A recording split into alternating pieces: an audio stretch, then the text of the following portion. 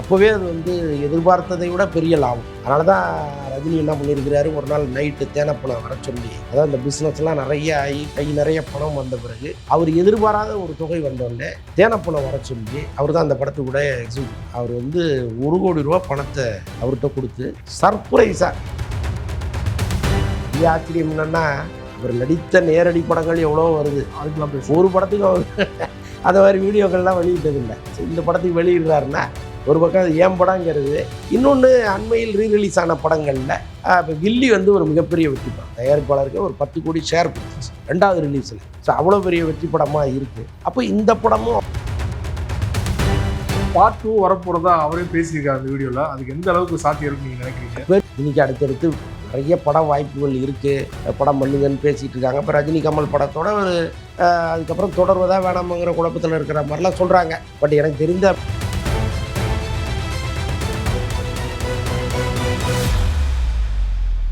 Media circle நேயர்களுக்கு வணக்கம். இன்றைக்கு நம்மோடு நேர்காணலுக்காக சினிமா விமர்சகர் வலைபேச்சு அந்தரன் அவர்கள் நம்மோடு இருந்திருக்கிறார். அவரோடு பேசலாம். சார் வணக்கம். சார் வணக்கம். வணக்கம். 1999 வெளிவந்த மிகப்பெரிய வெற்றியிட திரைப்படம் படையப்பா திரைப்படம் அவருடைய பிறந்தநாள் முன்னிட்டு ஒரு 12ஆம் தேதி வெளியாக இருக்குது. ஸோ ரஜினிகாந்த் அவர்கள் ஒரு வீடியோ வெளியிட்டு இருந்தாரு, நீங்களும் பார்த்துருப்பீங்க அந்த வீடியோ. மறுபடியும் ரீரிலீஸ் ஆக போகுது. எதிர்பார்ப்பு பிரமாதமாக இருக்கும். இன்னொன்று அந்த படத்தை நீங்கள் எத்தனை முறை பார்த்தாலும் ரசிச்சிட்டே இருக்கலாம். ஸோ அப்படி ஒரு படம். அப்போவே அது எதிர்பார்த்ததை விட பெரிய லாபம். அதனால தான் ரஜினி என்ன பண்ணியிருக்கிறாரு, ஒரு நாள் நைட்டு தேனப்பணம் வர சொல்லி, அதாவது இந்த பிஸ்னஸ்லாம் நிறைய ஆகி கை நிறைய பணம் வந்த பிறகு அவர் எதிர்பாராத ஒரு தொகை வந்தோடனே தேனப்பணம் வர சொல்லி அவர் தான் அந்த படத்துக்கு கூட எக்ஸிக்யூட்டிவ் கோ ப்ரொடியூசர். ஆமாம், அவர் 1 கோடி ரூபா பணத்தை அவர்கிட்ட கொடுத்து சர்ப்ரைஸாக இந்த படத்தில் சம்பந்தப்பட்ட எல்லா நடிகர்களுக்கும், நடிகர்கள், டெக்னீஷியன்ஸு ஒரு லிஸ்ட்டை போட்டு எல்லாருக்கும் இவ்வளோ பணம் கொடுத்துருங்க எக்ஸ்ட்ரா அப்படின்னு ஷேர் பண்ணி கொடுத்துருங்க. யாருக்குமே தெரியாது இந்த பணம் வரப்போகுதுன்ட்டு. தேனப்பொம்மை கதவை தட்டினா கதவை திறக்கிறாங்க, ஒரு பணப்பையை கொடுக்குறாரு.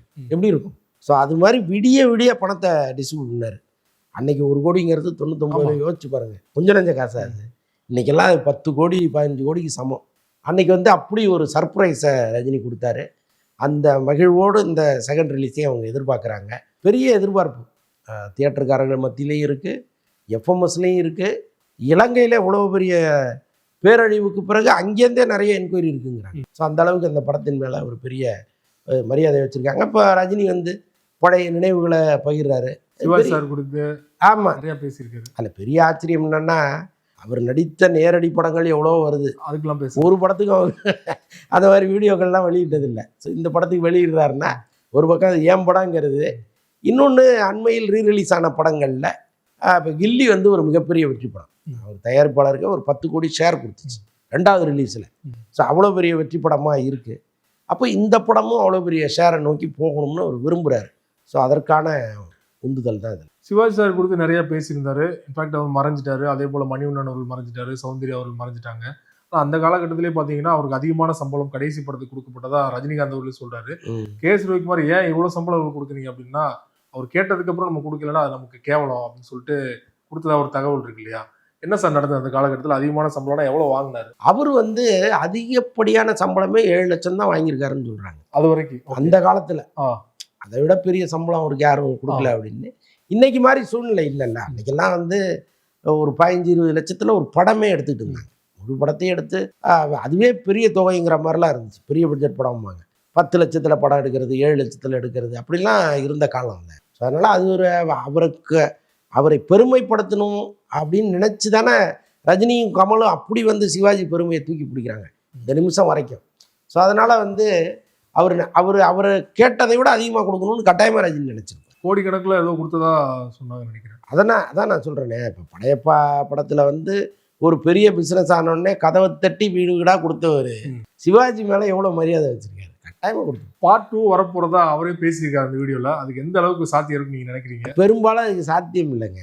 என்னன்னா, இப்போ ரஜினிக்கு அடுத்தடுத்து நிறைய பட வாய்ப்புகள் இருக்குது, படம் பண்ணுங்கன்னு பேசிகிட்டு இருக்காங்க. இப்போ ரஜினி கமல் படத்தோட அதுக்கப்புறம் தொடர்வதா வேணாமங்கிற குழப்பத்தில் இருக்கிற மாதிரிலாம் சொல்கிறாங்க. பட் எனக்கு தெரிந்த அப்படி வாய்ப்பு இல்லை. ஏன்னா மனம்ங்கிறது ஓடிக்கிட்டே இருக்கும். அது அவரை மாதிரி ஓடிக்கிட்டே இருந்தவங்க உட்கார மாட்டாங்க கட்டாயமாக. ஸோ அதனால் அடுத்தடுத்து எவ்வளோ படங்களை அவர் பண்ண முடியுங்கிறது தெரியல. இப்போ ஜெயிலர் 2 கூட அவரை வைத்து ஹேண்டில் பண்ணுறது சிரமமாக இருக்குன்னு தான் சொல்கிறாங்க. அங்கே படப்பிடிப்பில் இருந்த நம்முடைய நண்பர்கள் பல பேர் கொஞ்சம் ஒரு சிரமப்படுறாருன்னு தான் சொல்கிறாங்க. உடல் ஒத்துழைக்கல. அவன் உடல் ஒத்துழைக்காதுல, இந்த ஏஜ்னு ஒன்று இருக்குல்ல. நம்ம ஏர்போர்ட்டில் பார்க்குறோம், அங்கே பார்க்குறோம், இங்கே பார்க்குறோம், பிரிஸ்கா வராரு, அந்த நேரத்தில் வராரு. பட் அது நாள் முழுக்க எப்படிங்கிறது ஒன்று இருக்குல்ல. அதிகபட்சம் அவரால் ஒரு 3.5 மணி நேரம் தான் ஷூட்டிங் ஸ்பாட்டில் இருக்க முடியுதுங்கிறாங்க. முழு நாளுமே அவ்வளோதான் அவரால் கான்ட்ரிபியூட் பண்ண முடியும், அதுக்கு மேலே முடியாதுங்கிறாங்க.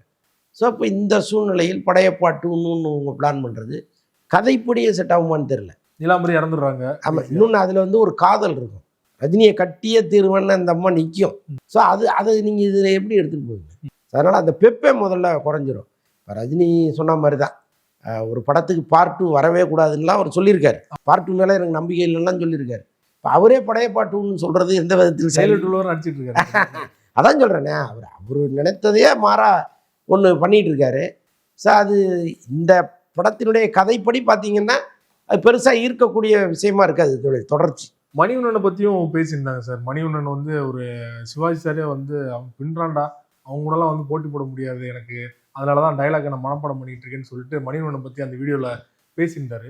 உண்மையிலேயே மணிவண்ணன் அவர்களும் மறைஞ்சிட்டாங்க. ஒரு இயக்குனரையும் தாண்டி நடிகராக வந்து அதிகமாக கொண்டாடப்பட மறந்தவரில் மணிவண்ணன் ஒருத்தரா சார்? ஆமாம் ஆமாம், மணிவண்ணன் அதான். இப்போ அவருடைய படங்களை பார்த்தீங்கன்னா இப்போ எப்போவுமே ஒருத்தருக்கு ஒரு பேட்டர்ன் இருக்கும். விசுன்னா இப்படி எடுப்பார், ஆர் சுந்தரராஜன்னா இப்படி எடுப்பார் அப்படின்னு ஒன்று இருக்குல்ல. பட் மணிவண்ணனை மட்டுமே நீங்கள் கணிக்கவே முடியாது. எல்லா ஜானர்லையும் ஒரு வெளியே எல்லா ஜானர்லையும் படம் பண்ணுவார், எல்லாமே எக்ஸலண்ட்டாக இருக்கும். ஸோ அந்த மாதிரி ஒரு டைரக்டர் இது வரைக்கும் இன்னும் வரலையே. அவர் தான் முதலும் கடைசியுமா கூட இருந்திருப்பாருன்னு நான் நினைக்கிறேன். ஸோ அதனால் அந்த சிவாஜியெல்லாம் பாராட்டுவதுங்கிறது மணிவண்ணனுடைய திறமைக்கு முன்னாடி அதெல்லாம் ஒன்றுமே இல்லைங்கிறேன். ரஜினிகாந்த் சார் படத்துலேருந்து சுந்தர் சி விலகினதுக்கு அப்புறமா அந்த படத்தோட இயக்குனர் அதிகாரப்பூர்வமாக இன்னும் அறிவிக்கப்படலை. ஆனால் பார்க்கிங் இயக்குனர் ராம்குமார் பாலகிருஷ்ணன் தான் இயக்க போறாரு அப்படிங்கிற தகவல் வந்துட்டு இருக்கு. இன்னும் அஃபிஷியலாக அனௌன்ஸ்மெண்ட் வரதுல என்ன சிக்கல் சார்? ஏதாவது பிரச்சனை போயிட்டு இருக்கா? ஆக்சுவலாக டான் பிக்சர்ஸில் அவர் கதை அங்கே தான் உட்காந்து ரெடி பண்ணியிருக்காரு. முழு செலவும் அவங்களுக்கு தான். ஏன்னா இப்போ ஒரு டைரக்டரை கமிட் பண்ணி அவருக்கு ஆஃபீஸ் போட்டு கொடுத்து அசிஸ்டன்ட் சம்பளம் பேட்டா அப்படின்னு ஃபுல்லாக அவங்க செலவில் தான் நடந்திருக்கும். சிம்பு படத்துக்கு இப்போ அந்த கதையை தான் இங்கே வந்து சொல்கிறாரு. அதில் வந்து சிம்பு ஸ்டூடெண்ட்டு, இதில் வந்து ப்ரொஃபஸருங்கிற மாதிரி ஏதோ மாற்றிருப்பாங்க போல இருக்கு. ஸோ அதைத்தான் இங்கே வந்து சொல்கிறாரு. இப்போ இங்கே கமிட் ஆகி அது அப்படியே கமல் ஆஃபீஸுக்கு போகும்பொழுது இப்போ இவங்க வந்து யோசிப்பாங்கள்ல என்ஓசி கொடுக்குறது. ஒன்று அந்த செலவுகள்லாம் ஒன்று இருக்கும். ஒரு பக்கம் அட்வான்ஸ் வாங்கியிருப்பார், இன்னொன்று இந்த செலவுகள் தனியாக இருக்கும். எப்போவுமே நாம் நினைப்போம் ஸ்டோரி டிஸ்கஷனுக்கு எவ்வளோ பெருசாகிட போகுதுன்னு. பல லட்சங்கள் ஆகும் அது. ஓகே, ஆமாம். ஸோ அதெல்லாம் வந்து செட்டில்மெண்ட் இருக்கும், பல விஷயங்கள் இருக்குல்ல.